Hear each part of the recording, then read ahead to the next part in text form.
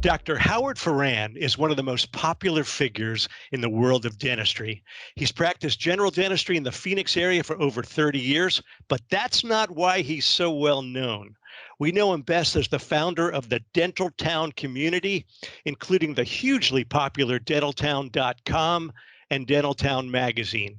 He lectures worldwide on the business of dentistry, and he's blunt, he's funny, and he's practical. I love reading his column in Dentaltown magazine, and that column is called Howard Speaks. So on today's podcast, we have the man himself, Dr. Howard Farran. How are you doing, my friend? I'm doing about half as good as you, man. You look snazzy and wonderful. And last time I saw you was at Jim's 50th anniversary. We were delighted that you were able to come to that party. That was really, really nice. Oh my God, I wouldn't have missed it. And now he's got his new book out, Constant Change: Adventures in Business and Life, My Journey from Startup to 5,000 Employees. Just one plug for Jim, and he's not giving me a dime for this, is when I got out, I started going to all these post-grad deals, like the Pinky Institute and all these institutes. And they would sit there, and the first day was they would lecture about the difference between A patients, B patients, C patients, and D, and how you want to hang out with bankers and lawyers and why you don't want any of these C and D. And when they explained the C and D, I said, that's the entire Farran family reunion. And then and Jim has a twin brother who passed away January of this year, which was Herb Kelleher, which did the same thing to airlines. I mean, grandma couldn't afford to fly to go to her grandbaby's bar mitzvah or first communion or confirmation. And Herb Kelleher said, you keep one eye on the customer and one eye on costs, and you use your God-given brain to drive down costs until your customer can afford what it is you sell. And Jim was the Southwest Airlines of dentistry. He brought Crown and Bridge to the working man. And that's where I grew up, in a flyover state. You know what I mean? You know, Howard, the big difference is if Jim ran Southwest Airlines, they would make their own jets because he believes in vertical integration. Oh my gosh. And oh my gosh, what a story. I mean, just what a story, what a legend. And dentistry, it's really weird in dentistry. The elitists get to speak at all the conventions. The elitists rule the conversation. It's kind of like the flyover states. I mean, I grew up in Kansas, went to Creighton undergrad, Nebraska, Missouri, and no one ever talks about Kansas, Nebraska, and Missouri. It's always the Yankees and and Silicon Valley. And everybody in between is kind of an annoying, insignificant, but there's like 300 million of us, and we have teeth too. And I kind of like it when you get value for your money, and you just give me what I need, and I don't need all the extras. And I just love Jim. We're born on the same page. Well, that's so great to hear. Thank you so much. So, Howard, you and I, we're kind of like the senior statesmen in the dental profession. We've not only been around for a long time, but we've also had some business and professional experiences that are outside the typical realm of clinical dentistry. And I've read so much great advice that you've given to dentists, and that's what I'd like to do today, is to share some of that really practical advice that you have. So we're going to get into a lot of areas, but I'm going to start with a big question from you, and that is, I've heard you say many times that it's important for dentists to own their practices. And I need you to explain why that is, because there's a lot of varying opinions. Well, the reason, I fell in love with geometry in the 6th grade because Sister Mary Ellen told me, I said, why do we need to learn geometry? And she said, Howard, geometry is the basis of all thinking. It starts with geometrists. It starts with Pythagoras in a monastery that went for 300 years, where they didn't know why they were on Earth. They didn't know why they were alive. And they noticed these mathematical things, and they thought it was a key to the other side. Well, my two oldest sisters went into the nunnery right after high school, and the oldest one's a cloistered Carmelite monk. So I know the monastery mindset. And a lot of them did a lot of amazing things, like Mendelian genetics, a monk out there discovered all that stuff. And they spent about 300 years and worked out all the geometry, but it didn't get them to the other side. But it's the basis of all thinking. And that's what I love about math, because sine, cosine, and tangent is the same in any country around the world. But when you get into politics, every word means something different different. Like conservative or liberal means something based on what time, what country, what place. But the first time the word socialism was ever used, it was the farmers would tolerate when the king and noble landlords would come by and steal half their crop. But when they come by and stole their land and wanted half their crop, where the worker did not own his means of production, they drew swords and they fought to death, and that was the end of that empire. And rule number one when you're a worker, own your means of production. I mean, Warren Buffett, when I went to Creighton, to show you how naturally dumb I was at birth, when I went to Creighton University, I signed up for Business 101, and our guest lecturer was Warren Buffett, the Oracle of Omaha. And, of course, he wasn't famous then, and no one knew who he was. And I thought he was the oldest, dumbest guy I ever met, because I was all excited about the Nifty 50 and Kodak and Xerox. And he didn't. He said, you know what? You take out a business card, and if you can't explain to me what you do on a 5x7 business card with a pencil, I'm not going to invest in it. And I thought, well, you're dumb.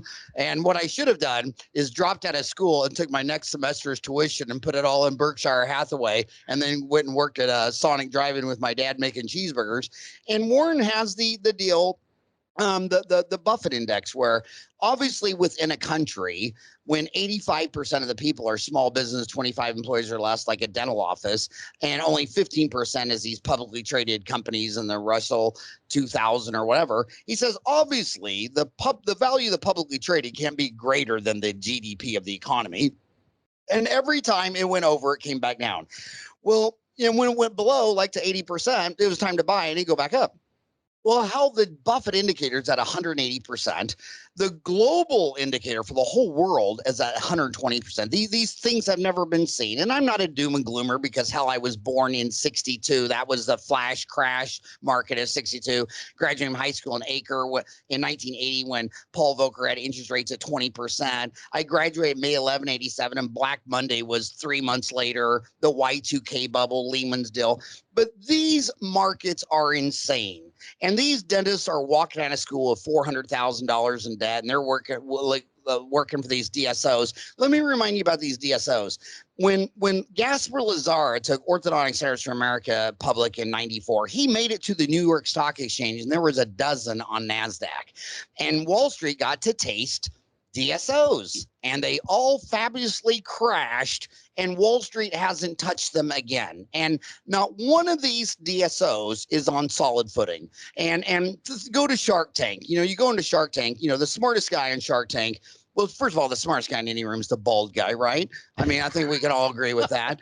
And I might take issue there, but but we're in different rooms, so it's okay. And you go to him and say, well, I want $1 million. Well, how am I going to get my money back? Oh, I don't know. I'm going to go buy $1 million dental office, and I'm going to come back next week for another $1 million. And what, we're just going to come every week for $1 million? Well, yes. And then they brag, well, we've gone from 0 to $1 billion. Well, yeah, you borrowed $1 billion.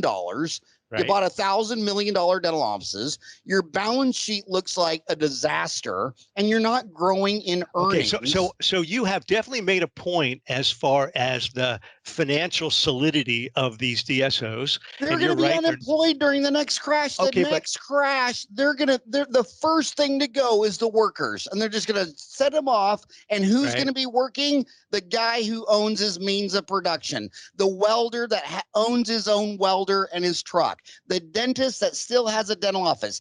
These people that work for other people, they're just going to be, they'll open the windows and shoo them all out. Okay, so let's talk about a career path. Okay, as you said, the indebtedness coming out of dental school is sky high, right? So you come out of school and you could owe $400,000, $600,000, and you can start up a practice, but that's going to take a few years till you've got a good income. Or I can take a salary position with a DSO and have a decent income right away. You can see why that's so appealing. How do I resist that?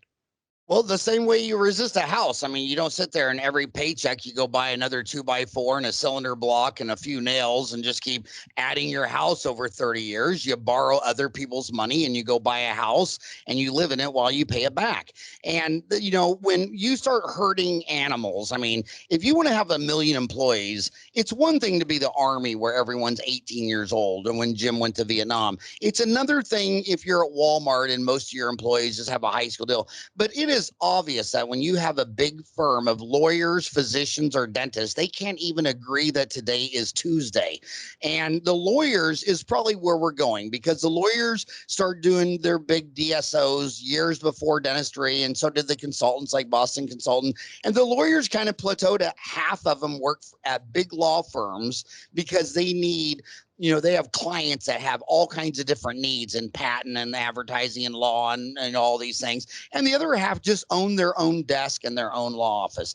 The DSOs also aren't going to rural America, and they're not going to rural America because they can't get any workers there. When they go into rural America on any given morning, 10% of their rural practices don't even have a doctor in the box. So when you come out of school, World War II, you were getting married at 45, having 5.5 kids. Now they push that kid thing back a decade. So they're coming out of dental school. They still don't have kids. The majority don't have kids. So they're looking for a spouse. Well, you're not going to go to Parsons, Kansas to look for a spouse if you can go to LA and have 1 million to pick from. I mean, the Phoenix Metro is 3.8 million. If you can't find 4 different girls to marry in one day, you're not even looking. So the rural is dead. So if you're rural, go there. And by the way, a lot of kids say, well, I don't want to live in rural, but look what they do. They'll sit there and live in the west side of Phoenix, drive across Phoenix and go into Scottsdale to work. They're always driving the wrong way. If you woke up in Phoenix and you commuted an hour out of town, you can still go to Eloy that doesn't even have a damn dentist. And I did a podcast with the Rear Admiral Timothy Nix the other day, and we were talking about capacity, and he put a bunch of charts on there on the thread. But I mean, it's amazing. He calls them dental deserts, and it's the whole rural area. And he's showing that dental deserts, that 60 million Americans are living in a dental desert without a dentist. 6,487 dental health professionals are needed today for these 60 million people. They're only getting 29% of their needs met.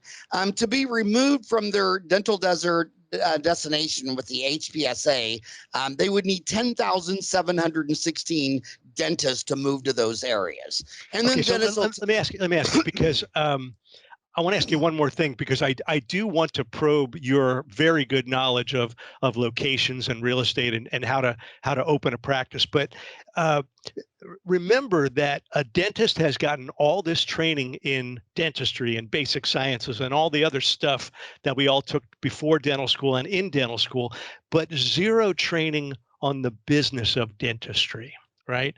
So that's where the logic is. Well, why don't I take this salary job that's going to let me do the thing that I was trained to do, clinical dentistry, and not ask me to do the thing that I was not trained to do, which is to create and run and grow a business?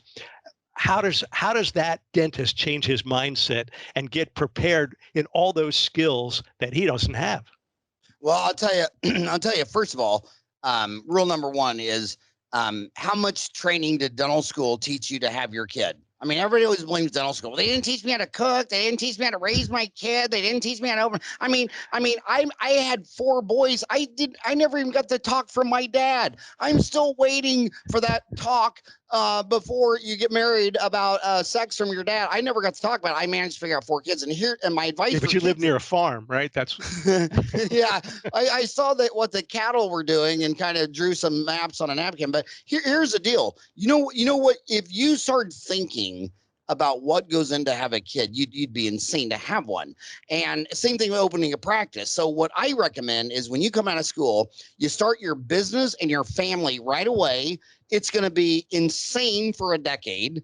And then when the decade's over, you got your 2 or 3 or 4 kids and you got your dental practice. And right now I look at my oldest son, Eric, is 31, and now he has 4 kids. And I just look at it and it's like, how did I do it? I'm 58. I don't even know where the energy comes from. But they keep overthinking it. These millennials look like they just walk around a swimming pool dipping their toe in it, for years and years. And my dad would have just thrown my butt in the pool. But I'll tell you another thing. Success leaves clues. And when they tell me their strategy, I say, well, okay, we're right here in Arizona and they're in Phoenix. There's 2 schools. There's one in Mesa, AT still. There's one in Glendale, Midwestern. So let's go 5 years back. It's 2020. Let's go back to 2015, and we'll get a list of all the graduates that are going to do what you did, and they're going to go get a job at a DSO and live happily ever after. And I can't find these people. They hate it so much that they quit at the end of the year thinking, oh, well, it's just this one. This one was really, and by the way, I'm not beating up on DSOs. I think they do a better job than private practice. These people, they've had 5 practice, however many years they've been out is how many jobs they've had. And a lot of them split up on stuff like, you want to do clear liners and I want to do implants. I'm an apical barbarian and want to see a puff of sealer at the apex, and you're a pulp lover and 1.5. And then when you go to occlusion, come on, Neil, occlusion. You would need a mermaid and a unicorn to teach occlusion. The mythology in occlusion, obviously you can tell when they start talking, they never even done. And dentists one obsess ortho. over their differences instead of focusing on the things that they all believe to be true. So if it's a great idea, success leaves clues. Show me the evidence. I can't find the evidence. Here's what I do see. They're graduating about 6,000 a year, and it takes them about 5 years before they're so miserable.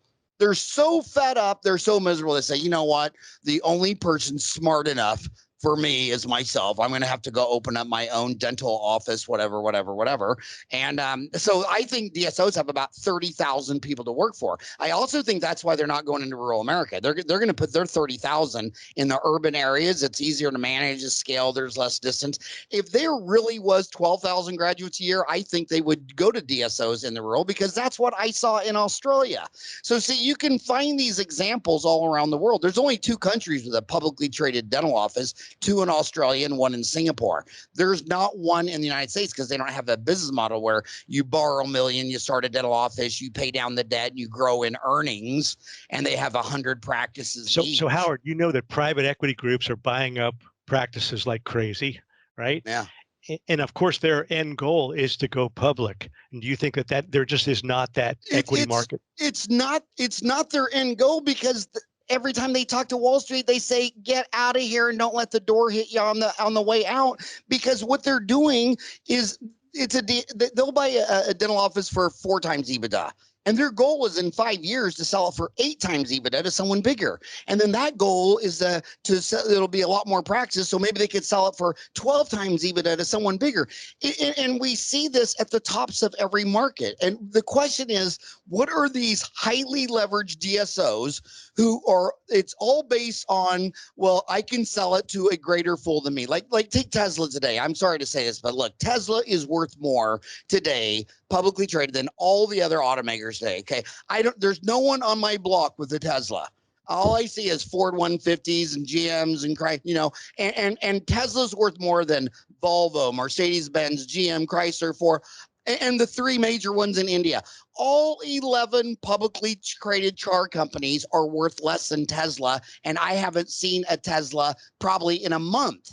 This is delirium. So they're not going to go to NASDAQ. And I'll tell you something, this sounds really cynical, but I just speak the truth. Snapchat went public. And you know what Snapchat is? Do you know what that app is? Yeah. It was designed so I can take a nudie, send it to my girl, and she opens it. Please don't send it to me. And well, I'm lucky, because when I'm going to send a picture like that, my face works. They go, oh my God. But the bottom line is that can go public. But Heartland can't go public, Pacific, Aspen. So look at all the things that went public this year, but a Dentistry can't. You might really want that Airbnb this weekend, but if you had a toothache, would you be trying to get an Airbnb out in the mountains, or would you be trying to find a dentist to get you out of pain? And you're thinking that they haven't had IPOs just because the numbers would not stand up to Of that kind? course they can't stand up because they're just growing in debt. All they want is other people's money, go buy a bunch of offices, and then they stack up. They say, okay, well, you gave me $1,000 million bills, so now I got a dental corporation that does $1 billion a year in sales. Yeah, it's $1 billion a year in sales, but when I look into the balance sheet, you have $1 billion in debt, and I don't see your cash flow paying down the debt. So this debt's going to be gone in like 7 years or less. The EBITDA that you're buying these practices on, they're buying practices on EBITDA that won't make enough profit to pay it off on the EBITDA. And and some people say, well, it's a new world. It's a new world. No, it's not a new world. Look at, I'm Irish. I'm 100% Irish. Jim's Irish. We came here during the diaspora, 1940, years before Ellis Island was open. And if you didn't have the money, they'd say, well, you know what, Neil, I'll take you over to America, but you're going to be an indentured servant and you're going to work for me for free for 7 years. Well, Tesla's at 100 times earnings. That's 100 years. What if I said, hey, Irishman, I'll take you to America, but you got to work 100 years for me free? Everybody like, well, why don't I just stay here and starve in Ireland? I mean, when you talk about buying 4 to 6 times EBITDA today, the century before, that was an indentured servant. Going all the way back to Well, Howard, we biblical just times. finished up a year that was extremely challenging for dental practices, right? Most practices were closed for 6, 8, 12 weeks, right? Do you think that some of the DSOs are going to have financial issues because their turnover was not what was predicted?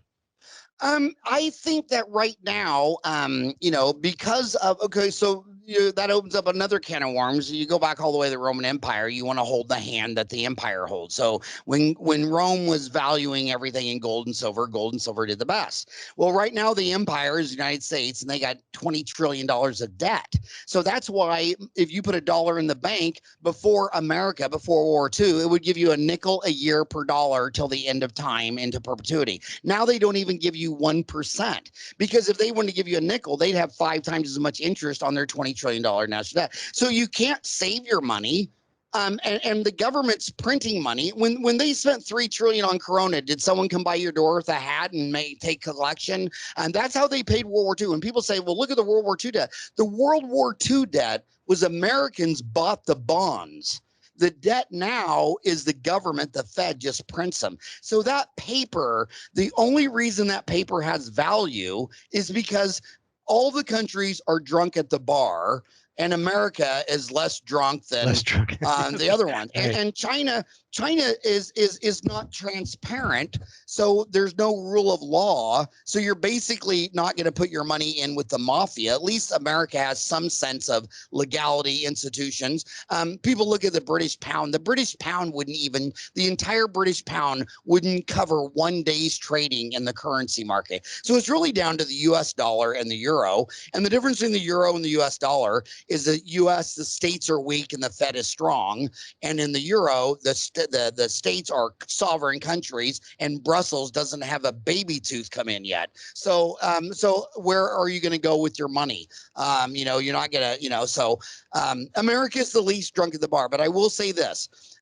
Whatever goes up must come down. The Buffett indicator is rock solid. This market is going to get down to below the Buffett indicator, and right now that means it'd have to go from 181% to 100 just to get to the break even. And when it recorrects, it always goes under. So you're looking at a market that's going to fall in half. I've lived through this 4 times, and look at when the offices closed down. When the government said they had to close down. Now that was your specific question. Well, let's talk about the government. I always said, well, all laws are written by mobsters taking bribes from corporate donors, and they're at best are just a suggestion. What were my dentist friends doing?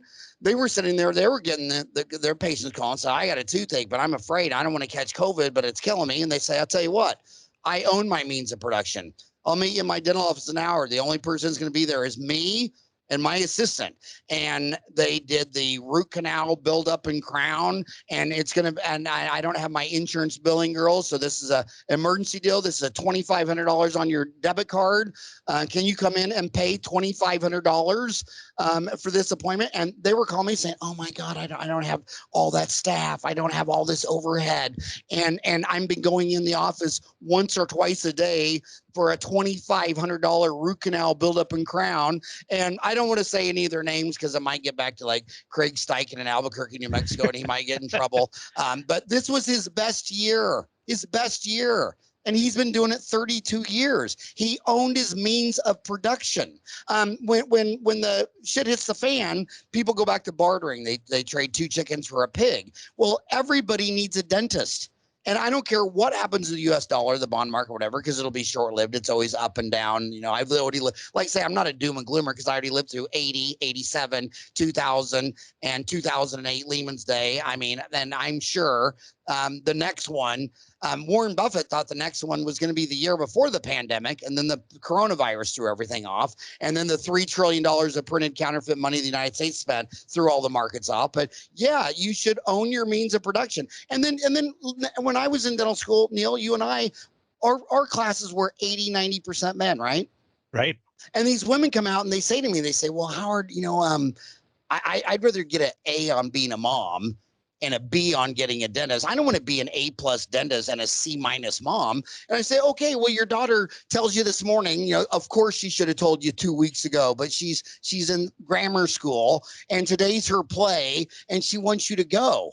Well, good luck telling that to your office manager when you're an employee and they're banking on your means of production. You want to be the best parent in the world, own your means of production, because whenever something happened with one of my 4 boys, sometimes I just stood up and said, sorry, I know, I'm sorry, but I'm out of here. Eric's on the phone and this and that, and he's got a wrestling match and this is his whole deal. And of course he tells me, you know, 9 minutes before it happens and I'm out of here.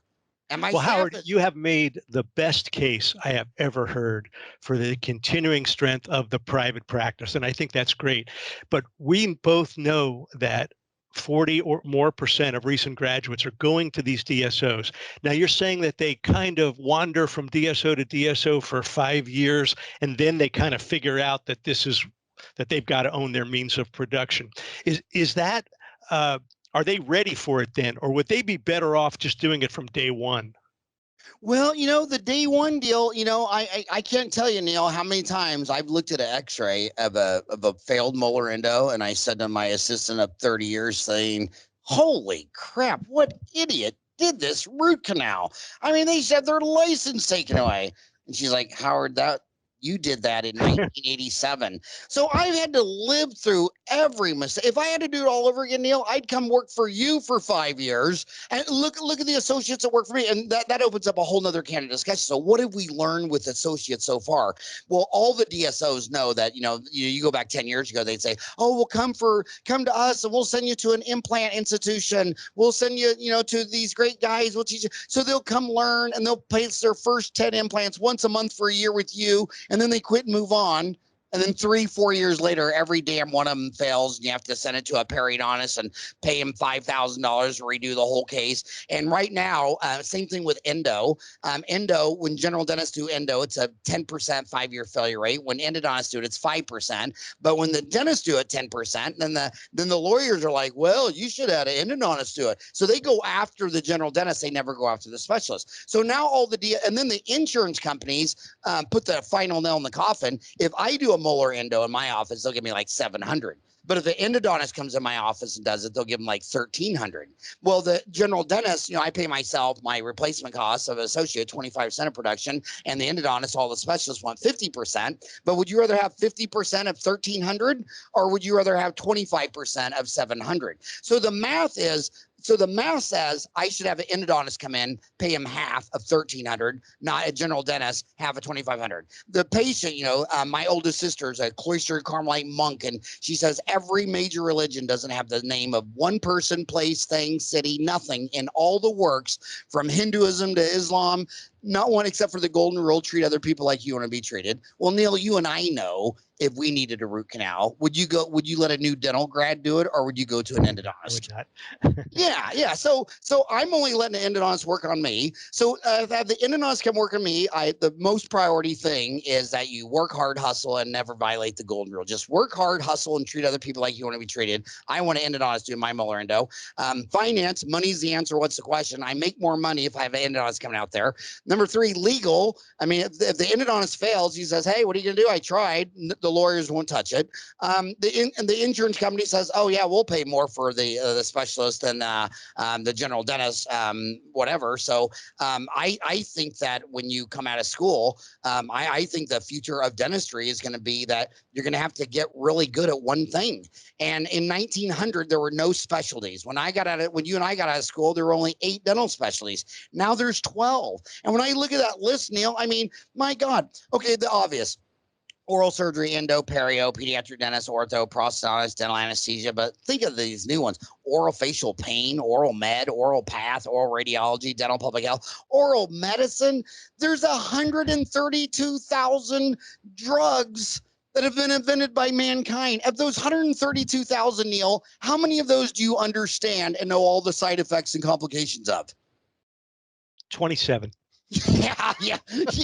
I'm still at 7. I mean, so you can't, I see these young kids and I love their youth and I love their enthusiasm. They're like, oh man, I want to learn endo and I want to learn silver diamine fluoride and I want to place implants and do bone graft. And I'm like, slow down, Spanky, because it's going to take you 10 years and 10,000 hours over 10 years to just master one damn thing. And you just listed 12 things. So are you going to practice 120 years? I mean, you got to know the didactics of all this so that you can answer the patient's question. Well, I need braces. Well, I think you should take an ortho case. I mean, I did. I took Brock Rondeau's. I took Richard Litt's Force. I took Jack Sheridan's in Louisiana. I took a whole bunch of them. And I don't know how many ortho cases I did, hundreds. I don't know if I did 1,000 or whatever, but I don't do it anymore because when I can make $2,500 right now doing a root canal, build and crown. I don't want to make $2,500 being married to you all year long and then have to do it again next year. General dentists, the reason orthodontists spend 6% on advertising where general dentists do 3% is because they both get $6,500, but one realizes that the orthodontist in 2 years, the general dentist, that's spread out over 5 years. So that's why the orthodontists are smart when they're spending 6-7%, because it's a cash cow machine. If you can spend advertising, get people under 6,500, but you cannot learn all this stuff, kids. You cannot learn it. I mean, look at endo. Just retreating endo. I mean, if I break a file, I usually got to do an apicoectomy and stick the file in the apex. I can't even vibrate it out occlusally. If you're going to place implants, bone grafting alone would blow your mind.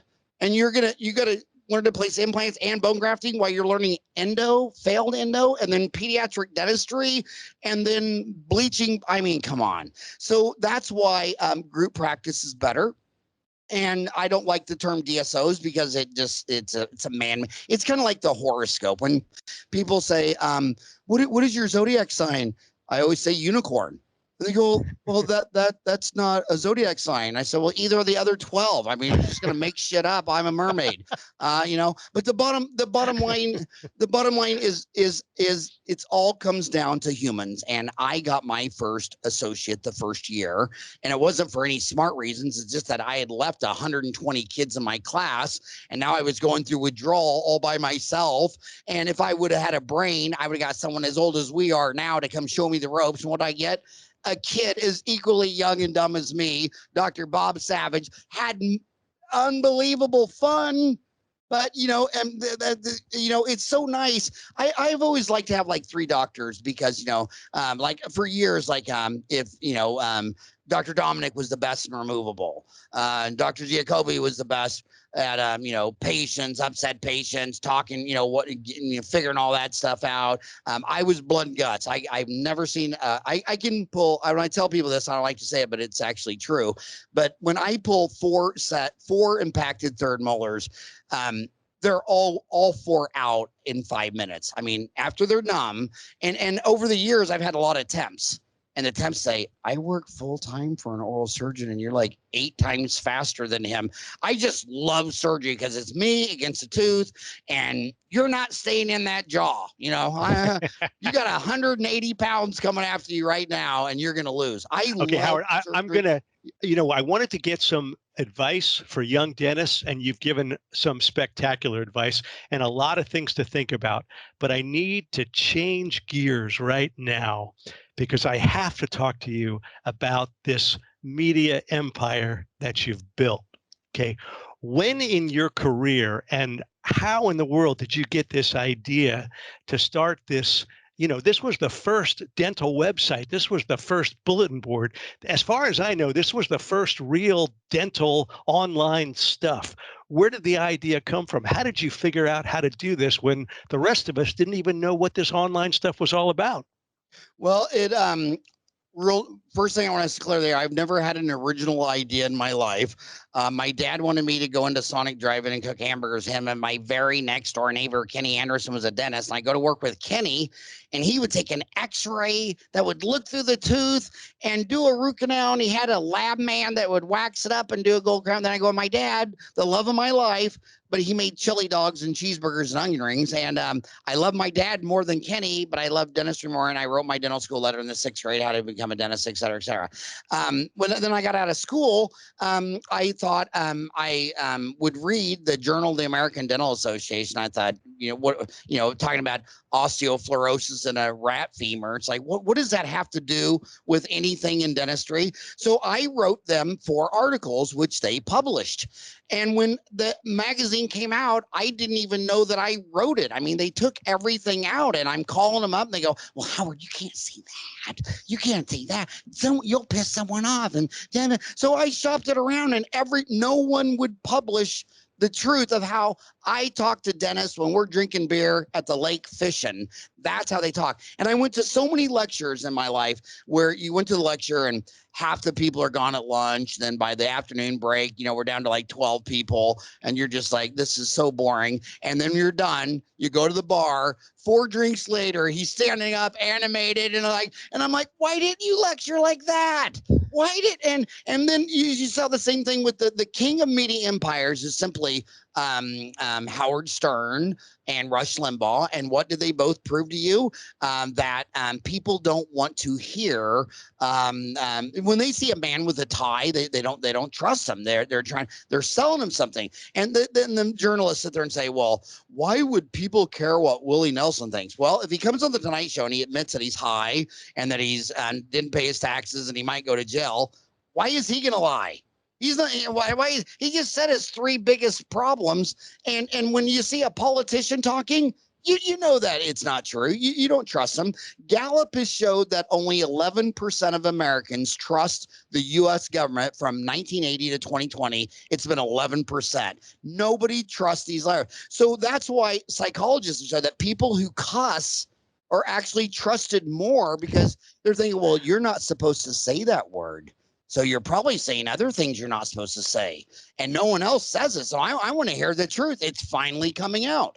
And that's why I call my podcast Dentistry Uncensored. And I knew if I was going to write a column each month, the only idiot that would publish it would be me. So I started my own. And then the reason the content was so great, because if I asked you to write me an article on implants, you'd write me like, this many words and this many footnotes and this many sources and this many words. But if you and I were out there fishing in the bay at Newport and we were both having a beer and I asked you the same question about implants, you would tell it the best, better, more fun, more exciting. I remember one time I asked an endodontist during a lecture, I said, would you recommend Thermophil? Well, would you operate a canal with a carrier? The carrier can be challenging. It's like, dude, do you use Thermophil? Yes or no? I mean, they can't even. And then that guy drinking at the bar saying, hell no, man, I hate that shit. I got to dig that out. You know how long it takes me to dig out a size 20 Thermophil? And I'm like, well, why didn't you answer me like that during the lecture? And that's why half the room was gone at the break. So I'm Dentistry Uncensored. And a lot of people, if I say something that offends you, Here's what you need to realize. I think lying to you is offensive. I think pulling punches is offensive. I think when you ask me a question, if I love and respect Neil, and I do, I should tell you what I truly think. And then if you sit there and didn't like the answer, well, then you just learned something. Don't ask Howard. And a lot of the advice, well, I saw it in school. You know, a guy would come up and ask you a question. He'd ask two people. He'd ask the priest, and then he'd ask the craziest guy on the playground. It's like, come on. I mean, you know, if you're a girl and you don't know what to do and you ask a nun or the girl drinking during class, I mean, you kind of pick your advice by who you ask to. And if you listen to my show, you might not like it, you might not love it, you might think I'm the craziest guy in dentistry, but the one thing you will walk around in, he told you what he actually thought. He didn't hold anything back. He's not pulling punches. And that's what builds trust, when you can actually say, and by the way, the DSO talk, I've had all those DSO guys on my show, and I've told them the same concerns and same thoughts and all that stuff. I mean, I'm not talking behind someone's back. In fact, I always try to make it a point. Like if I'm talking about Heartland Dental, in my mind, I'm looking right at Rick Workman. When I'm talking about Pacific Dental, I'm looking right at Steve Thorne. When I'm talking about Aspen, I'm looking right at Fontana. And I've met all those guys and had fun with them and really liked them all. But that doesn't mean that we agree. I mean, they're all talented individuals, but I mean, how do they respond to your very, very challenging remarks? Well, they all got a story, but they can't explain why they can't go public, and Snapchat can. They can't explain their balance sheets, which are highly challenging. And by the way, no names mentioned, but some of the biggest DSOs, when they were closed down for 2 months, got cut off by their sundries and suppliers for cash flow credit because they weren't liquid enough. They're like, no, dude, you owe us a lot of money and you got a lot of debt and your free cash flow is very thin and you're closed. We're not extending you any more supplies, equipment, anything until this picks back up. So they know they're on razor margins and all that kind of stuff. And everybody has their own reasons for what they do. See, Howard, I think you're being a little bit modest, right? When you talk about these media outlets that you created, and you're saying I created them because I wanted to be uncensored. I wanted people to just tell the truth. But in my opinion, you created something more than that. And anybody that goes on to these bulletin boards will see that it's really a community, that it's not just you doing something for them, it's them doing something for each other. And I don't know of another place where there's so much give and take, so much exchange, where people will just put up a case that they messed up and ask for advice from other townies. How did that come about?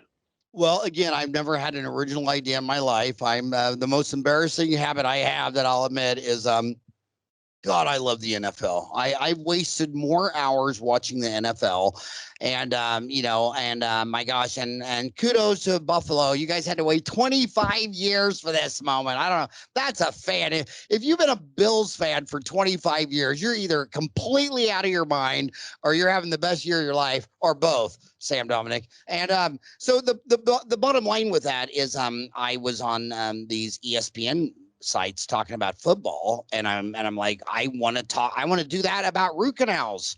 And I looked at the bottom and it said bulletin board BBB London, called London. It was like $280, and they shipped it. It was back when it was on a floppy disk. Remember the floppy disk? Sure. And I just wanted to talk to dentists, and then that fed into the magazine because no one would publish the way I wanted to say it. But on bulletin boards, people don't write 5,000 word answers. They're like, hell no, that stuff sucks. Or I wouldn't use that on my dog. Well, do you think the ADA is going to publish an article that says I would never use that product on my dog? They're thinking the company's going to sue me. The veterinarians are going to write hateful, strongly worded letters. I mean, it just let it all hang out. And I saw how they were talking football. As sports people, I think sports people trash talk the most. And the more they trash talk, it actually means the more they like you. You don't really trash talk someone hard unless you really like the guy or admire him or something. And I knew that when dentists were getting on Dentaltown, but it brings up a very important point because I want to address the number one complaint at Dentaltown, where a lot of people don't like it when you're trash talking my case and you're Dr. Smiley Tooth. If they could see that you were Rear Admiral Timothy Ricks, DDS, the chief dental officer of the public health, that would be one thing. But when it's someone they don't know, they have a problem with that. So they've always told me You got to get rid of that, because on Facebook, you know, you have your account or whatever. And the reason I didn't take it away is because, you know what I love more than Dentaltown? I love dentistry more than Dentaltown. I love dentistry more than me. And there's got to be a place to ask a stupid question. And an endodontist, if he posted a failed case on Facebook, all the other endodontists in his town would be sending that to everybody saying, God, what the hell happened? Is he out of his mind? Does he not know? And I thought, if I take away, and I see it during lecturing, hey, does anybody have any questions? No? Okay, well, let's take a 15-minute break. And then 20 people rush you with the same question. They're introverts. They're shy. They're honest. They're compassionate. They're introverts. They're shy. They're type A. They're obsessive compulsive disorder, and they hate sales. Other than that, they're dentists. And Right. my gosh, there's got to be a place for a stupid question. And I'm thinking about that 6-year-old little girl in the chair, and her dentist is back there asking about how to do a pulpotomy. Should I use silver diamine fluoride or former cresol? And I'm thinking of that little girl, and that guy doesn't want to post. You know, on Facebook, the difference between Facebook and Google, Facebook is, oh, look at me, I'm happily married, my kids are all beautiful, and we're all on our way to Harvard. And then on Google, it's like, how do you kill your wife without getting caught?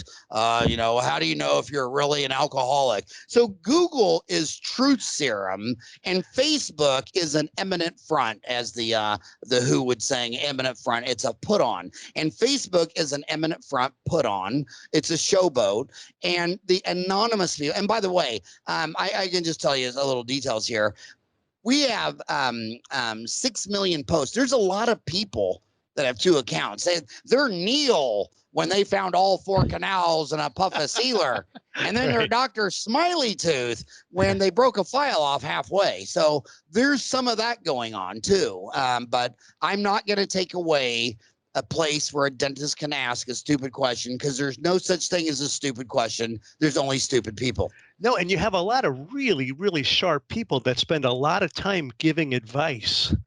Where do those folks find the time for it? I'm always amazed because you have some really prominent people that spend a lot of time answering those questions. Dude, they're passionate. They love their art. They love their trade, and they love helping people. I mean, that's what I love. I mean, in a community in the United States, about 14% of the people consistently have volunteered since they've been recording this. I think Masters and Johnson's out of St. Louis started recording it first. And how come some people go when they badmouth the ADA? The first thing I always think is, okay, sure, they have 500 employees, but every night, thousands and thousands of dentists, when I go home and pop a beer and watch ESPN, they're driving to their local state dental society to argue till 3 in the morning about something, ridiculous. And the president of the ADA now, he's from Arizona. I mean, my God, I you know how many lectures I've seen him at? He's always been traveling around the country. He's a very rich, successful oral surgeon, and he's probably spent 10,000 hours of volunteer time going to all these meetings, dotting I's, crossing T's, and people just love dentistry. I mean, and that's why I don't call it a trade. I think it's a sovereign profession. I mean, I can sell you bottled water, but dentistry, you have to trust me, because this is bottled water. But doctor stuff, I'm selling the invisible. When I tell Neil you got 4 cavities, well, what are you going to do? Google it? You have to look at me and look at the people around me in my office, say, do I trust this guy? Kind of like when I go to take my car into the shop. I grew up with 5 sisters, so I played Barbie dolls till I was 12, and I can dress a Ken doll 30 different ways. But when I go to a mechanic and he says, your lifters are shot, well, I don't know what a freaking lifter is. I remember they always come back and they want to show you the oil. I just try to act sort of like, I don't even know what I'm looking at. And then he says your brake pads. He says, by the way, replace. You want to see your brake pads? I want to show you what was wrong with them. I'm like, no, I don't want to look at brake pads. I want to drive the hell out of here and go to Macayo's and have a margarita. They're passionate about their dentistry and they love it, and it's their one thing. And a lot of these posting things, like I get accused of it a lot. Like, where do you have time to post? I mean, you're at Macayo's and you order a drink or whatever, and your buddy emails you an article in dentistry and you just read it. And 90% of the time I read and delete. And about 1 out of 10 times I'm like, that's worthy of sharing. And then I'll post that and push it out, or it'll be a crazy joke. But I do all my posting on I do about 10 a day. But when you wake up at 6 and go to bed at midnight, 7 days a week, between 6 a.m. and 12 p.m., 10 posts. I mean, I don't think it's a part of my life, but other people think he lives on Dentaltown, So I guess it comes down to how efficient you are. You know what I mean? I mean, if your friend sends you an article and it would take you 30 minutes to post on Facebook, yeah, I could see how it looks like a lot of work. But for me, I mean, I could do that in the shower. I just don't want to get my iPhone wet. It might not work, but it's really easy for me. Well, Howard, our time's about up. I have really enjoyed it. I mean, you are a treasure. And I would say that if you could just get over your shyness, I think that we would have had a really good interview. But I enjoyed it so much. There's a lot of great stuff here for people to think about. I am so impressed with what you've done and with how you've given back to dentistry. And I know that really wasn't your original purpose, but it's a tremendous benefit to all of us in the profession. And it's always a pleasure. And I just want to throw one thing at you. Your last post, my implant screw up. I mean, I thought your post was profound. Some guy's really, really feeling bad because his implant screwed up, and you gave him some rock solid advice. You shared the love when some guy thought his whole world collapsed with his implant screw up, and you're just sharing some love. Well, there you go. Well, thank you. I appreciate that. Thank you for joining us. Visit ChairsideLivePod.com to see show notes for each episode. Be sure to subscribe and leave us a review. We'd love to hear from you. Email us anytime at ChairsideLivePodcast@glidewelldental.com. Chairside Live is produced by Andy Klein and is recorded and mixed by Maurice Weibel. You can listen to our show on Apple iTunes or wherever you get your podcasts.